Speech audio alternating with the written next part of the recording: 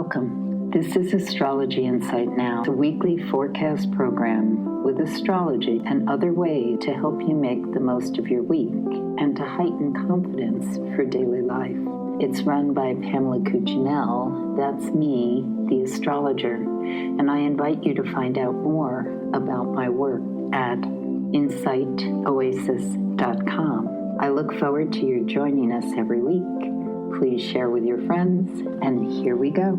May 5th, Cinco de Mayo, which here in Mexico is not as celebrated as it is in the United States, but it is a day, this particular Monday, that opens with the moon in the sign of Leo, carried from the weekend prior. And because of how this moves through the sky, it is going to be a morning rather, of potential upset or surprises. So what I always say when I see the moon engage with Uranus, the planet that symbolizes change and the kind of jack-in-the-box out of the blue energy, is you want to pay attention to where you are in space. Depending on what time you rise, make sure that there's nothing on the floor that you're going to trip on. It's just a day of, a morning when the unexpected can come in. It can also be that the doorbell rings or a letter comes through that was unanticipated. Something can happen that wasn't really on your radar of this is how the day is going to go, or my morning's going to go, rather.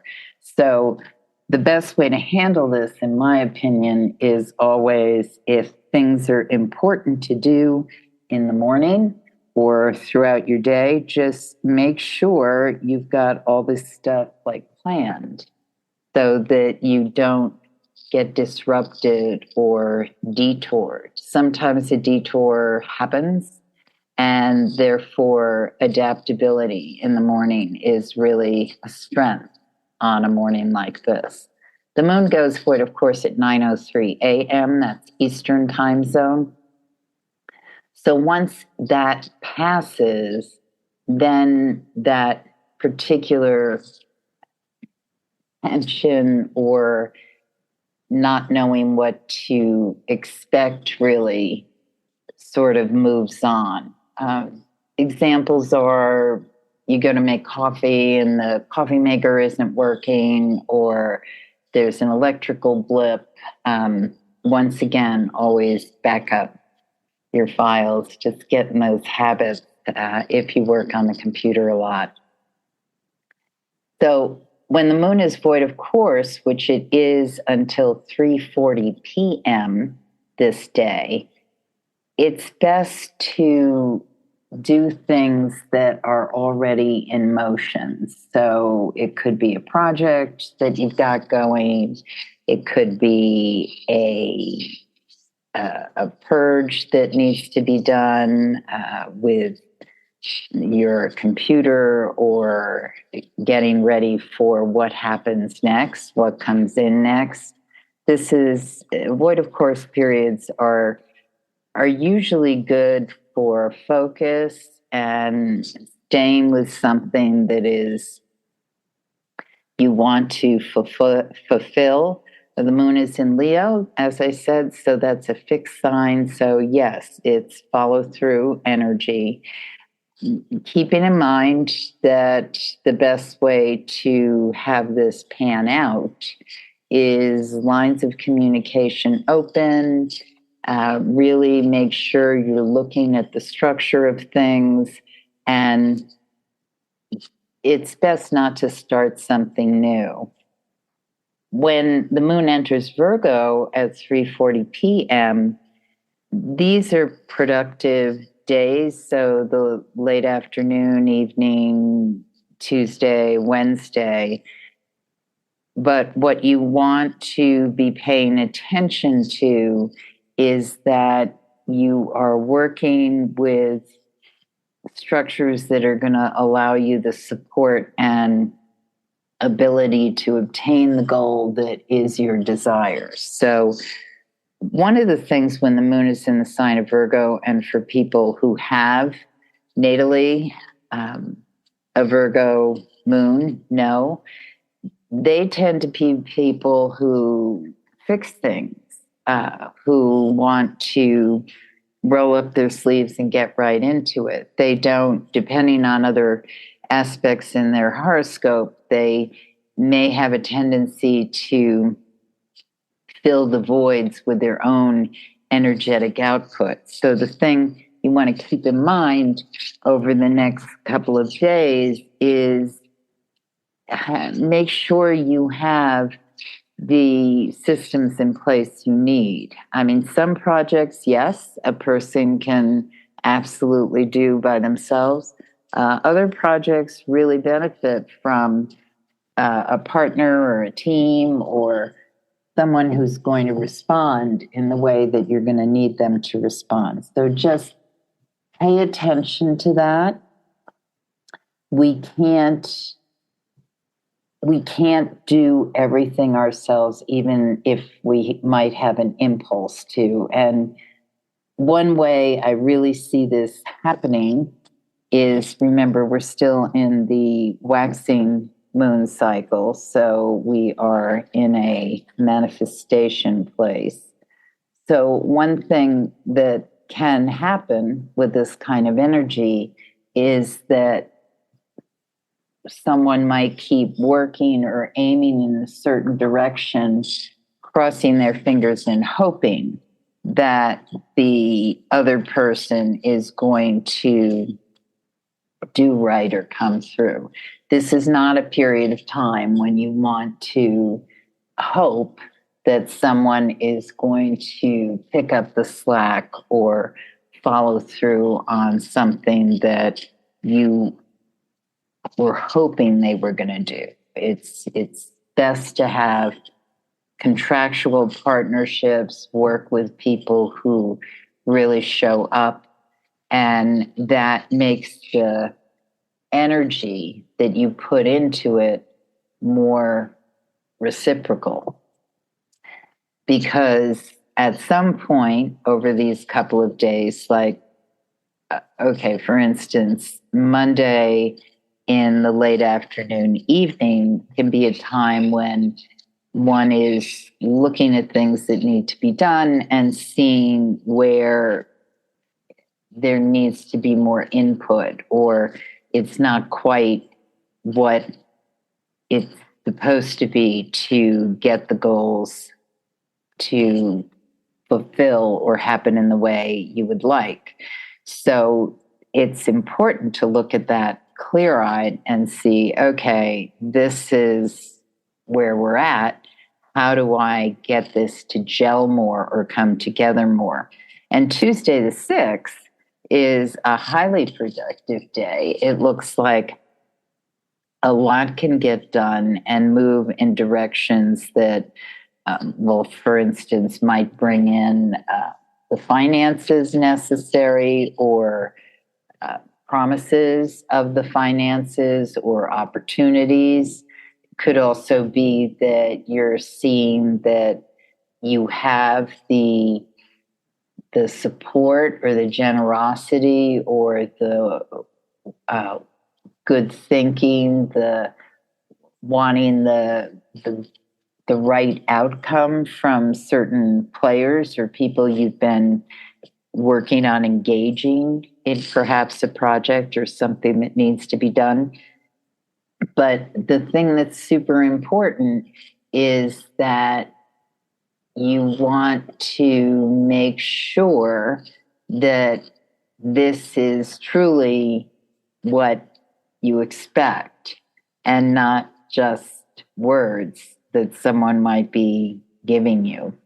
So that is certainly possible to get the right people on board, the right support. One way this comes to happen sometimes is, let's say, you're working on a project and you are aiming for a certain deadline or something to happen, but on these couple of days, you realize, oh, the people or the person or the location, or it's all kinds of ways that a structural support can be manifested. It could be a physical place, like, okay, you were going to have an event at a certain venue and the floorboards aren't going to be done in time, or something like that might happen. So whatever information or awareness comes through at this point in time, it's of value because you can move towards it and say, okay, how do I get something that's going to work better, or how do I work within the limitations of what the situation is? So on Wednesday, we still have that awareness that it benefits us to keep in mind. And again, it can be a very productive day.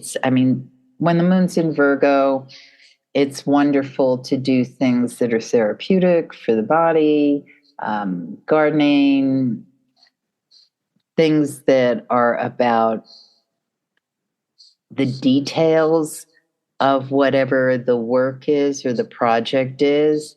So even as I'm saying that, I'm thinking, so one of the pieces that could be about this, and on Wednesday get more highlighted, is as you sort of dig in and really view the details or pay attention to what may need to be tweaked, you can also find the weak spots or what needs buttressing in some way. So I think these days are productive. It's just we don't want to avoid the responsibility or not look clearly if something isn't really bringing to the table what we need to follow through and make happen whatever our intended outcome is. On Thursday, the 8th, the moon goes void, of course, at 12:11 a.m. So that's just, the first few minutes of after midnight. And as the day proceeds, or rather the evening, if we're talking Eastern time zone, the moon enters Libra at 3:06 a.m. And once it's in the sign of Libra, this is energetically a smoother time for this particular week, because what it's lending us when it's in the sign of Libra is a better ability to connect with opportunity and get the conversations and information that are what we've been maybe looking for or wanting to have come our way. And when the moon is in Libra, generally, it's a good day for conversations, diplomacy, anything that might have to do with litigation. If you're involved in something that's a bit of a push-pull or trying to get to some sort of resolution with feeling like there's more equity, the biggest hurdle for that might be in the early afternoon. But once we've passed that point in time, from about 1:30 p.m. until the end of the day, until that point in time, spilling into Friday in the wee hours, it's a wonderful time for really building relationship and getting the answers or information that you need. And as I said, this spills into Friday, which is probably the superlative day of the week, in that it really is speaking about just enjoying connections, conversation, cultural pursuits, a sense of feeling like you're pulling into whatever it is that you might be wanting to complete and aim towards as we go into this weekend, which is culminates on Monday with the full moon. So I think it's a really super day on Monday the 9th in being able to receive fulfillment or get those connections or answers that maybe you've been seeking out or looking for. The benefits of this day, which also I would say is true as of Thursday mid-afternoon onward, is these are days when we can see the bounty and potential and opportunity in situations that may have felt prior to getting that that lead, that communication, that message may have seemed a bit unobtainable or hard to receive. Honestly, I think these are terrific periods of time for negotiations and diplomacy. It would be lovely to see on these days, periods, more thawing in some of the international relationships and even relationships within a country like the United States that have become so polarized in many ways. So if I were a court astrologer, I would certainly be encouraging the powers that be to enter into dialogue around this period of time. But even in the microcosm, your personal world, if there's someone you want to reach out to or have been having more of a challenge seeing an opening into where would the conversation come, Friday is a great day to reach out, as later in the day on Thursday. Also, if perhaps it's a pitch or a business opportunity or an overture to someone you're looking to speak to about an investment or some kind of loan, these are excellent days for that. Of course, remember what I was saying about earlier in the week, the sort of looking for the support and the structure and the construction. So the more of our homework that we do in the beginning of the week, especially if it's something that is really a goal that you've had. Remember, those of you who listen regularly, we are in the energy of that Taurus New Moon that I felt was just had so much fertile juice for opening up and creating possibilities and creative fulfillment. So on a day like Thursday, later in the afternoon, evening, and Friday, we have the added support or amplification of the moon in Libra, also a sign connected to Venus, as is Taurus. And it's beautifully aspected by the end of its journey with the planet Jupiter, the great benefic, which is now in the sign of Gemini. So those two air signs, Libra and Gemini, are really giving an infusion in let's talk about it. Let's see where we can find common ground. Let's do some give and take if that's necessary to get to points of resolution and understanding. So the moon goes void, of course, at 2:17 a.m., just after midnight into Saturday. And if you're up at that hour, or if you're in another part of the world, that's when the moon and Jupiter are making this lovely trine picture.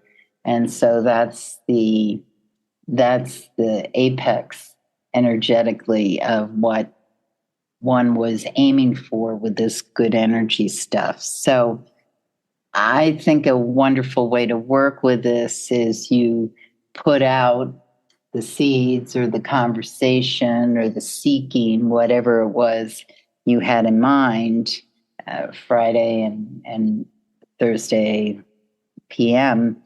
And then when you go to bed on Friday the 9th, I'm talking to Eastern time zone people, you put the wish or the intention under your pillow or some sort of image that is just supporting that sense of what it is you want to bring in. Or just keep it in mind as you're drifting off to sleep, because the dreamscape can really percolate and bring in energetically the things that we are planning, hoping, intending to make happen. So the moon enters the sign of Scorpio on Saturday the 10th, but not until 3:58 p.m.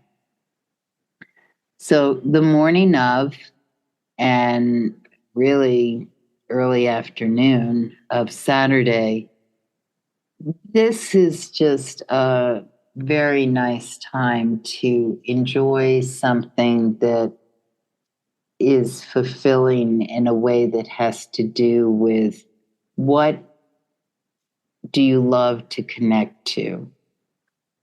So it could be conversation, it could be meeting of minds, having breakfast or lunch with a treasured friend or someone you really love or care about or want to get to know better. But the important thing with the void of course energy is you're not really starting or embarking on anything new. You're just thinking into, this is the place or the experience that you love to have on a day or a period of time when you don't really want to push too hard. Now, if you are doing something on this morning into late afternoon that does require a real push or energy on your part, once again, know that the activities that work best are projects already in motion, things that have to do with putting things to rest or clearing off so that you can prepare for what it is you want to do when the moon enters the next sign. Another thing that's really nice to do with the moon in Libra is anything that is cultural enjoyment. So museums, parks, movies, music, the things that give human beings pleasure because they were creatively accomplished. Once the moon enters the sign of Scorpio at 3:58 p.m., and this will carry us through into Monday, we're in this space that is very much about doing the work at hand. So you can hear how I talked about at the beginning of the week where we have to really work with putting things in place that are going to help grease the wheel and make the thing move in a much more effective way. We may encounter some situations that need us to adjust, to reevaluate. But by the time we get into the later week and move into the weekend, we are with energy that is really working on a lovely fulfillment with whatever kicked off in that opening of the new moon cycle. So I think one way to look at this is that if there were layers you had to shed in the beginning of the week, or things that were getting in your way, possibly habits or patterns or attitudes that just were not allowing the fulfillment and the blossoming of whatever the intention or ambition was, then once we get into the weekend energy tapering off towards the end of the week, we are in this place where we are able to really move energetically towards whatever that is that we want to unfold and blossom into. So if you didn't have a specific project idea intention as this lunar cycle opened, you might want to consider, well, what would I give a bit more attention to at this point in time? Or what can I allow a sense of possibility with? Because the lovely part about this lunar cycle has been to allow us a sense of, as we amplify love and what we want to create, then we find the companions, the colleagues, the opportunities, the situation that infuse that ambition, goal, intention with the ability to carry it off, follow it through. So I see this particular weekend as being very beneficial for allowing that kind of flowering. And I think that it actually is probably going to be a beautiful weekend.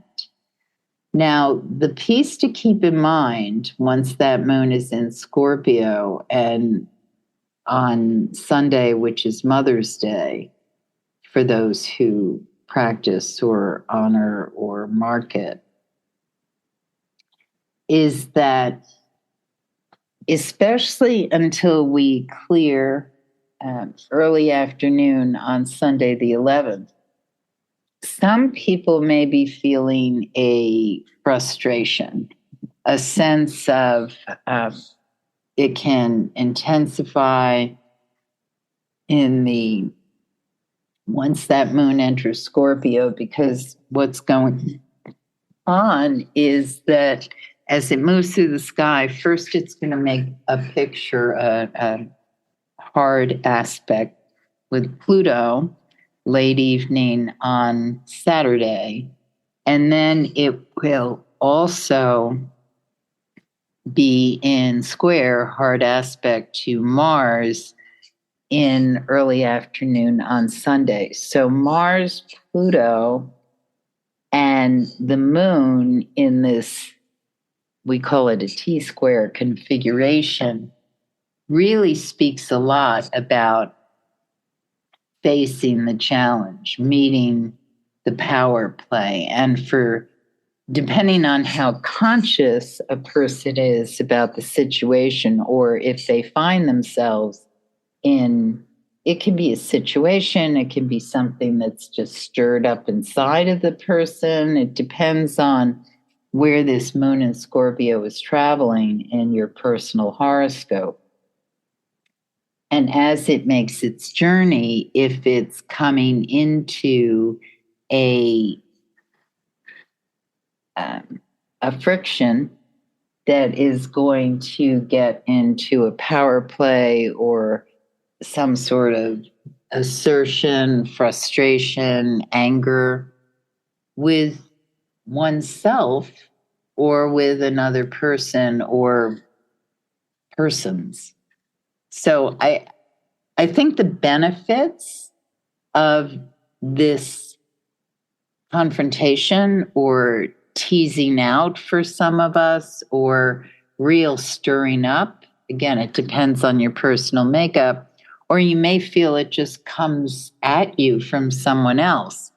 But the advantage of this, whatever, if something erupts or if it's just sort of a low boil, but if it's something that's affecting you, someone around you, or you're feeling a bit unsettled, the important piece is to look at where do I get the support system that I need to move past this or come to resolution with it. And super, super important,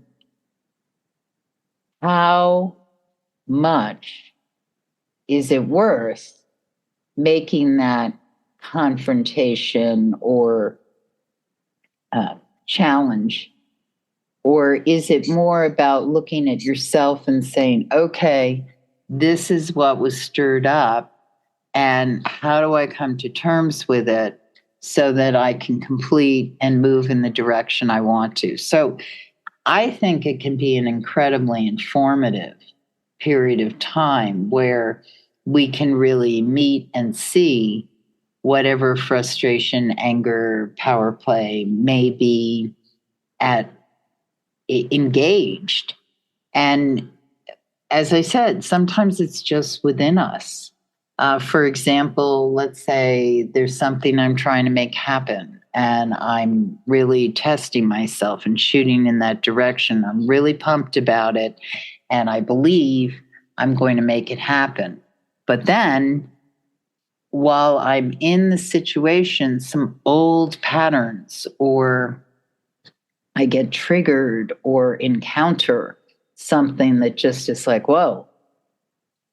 The value in that is recognizing what I can change, what you can change within yourself, and what maybe is perhaps not something that can be worked with. And you might want to sidestep it or see it differently, put a different spin on it so that you can accept the opportunity, responsibility, situation, and really bring it to the finish line. You have been listening to Astrology Insight Now. Please share with your friends, and if you'd like to make a donation, you can do so at astrologyinsightnow.com. Have a stellar week, and we hope to see you next time.